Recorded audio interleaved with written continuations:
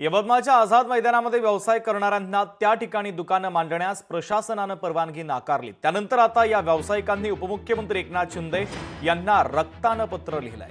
अन्य व्यवसायासाठी आझाद मैदान उपलब्ध करून देता येतं, मग अनेक वर्षांपासून येथे छोटे मोठे व्यवसाय करणाऱ्यांना सुद्धा परवानगी द्यावी अशी मागणी करण्यात आली। गेल्या 50 दिवसांपासून दुकानं बंद असल्यानं व्यावसायिक आर्थिक अडचणीमध्ये आलेत, त्यामुळे पर्यायी जागा उपलब्ध करून द्यावी, अन्यथा इच्छा मरणाची परवानगी द्यावी अशी मागणी व्यावसायिकांनी उपमुख्यमंत्री एकनाथ शिंदे यांच्याकडे केलेली आहे।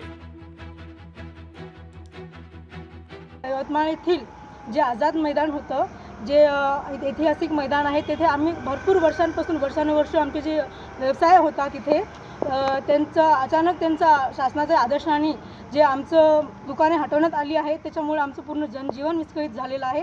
त्यासाठी माझी मागणी आहे की लवकरात लवकर आम्हाला दुसऱ्या जागी व्यवस्था करून द्यावी आमची। लोकशाही मराठी ऐका, पहा, जागरूक रहा।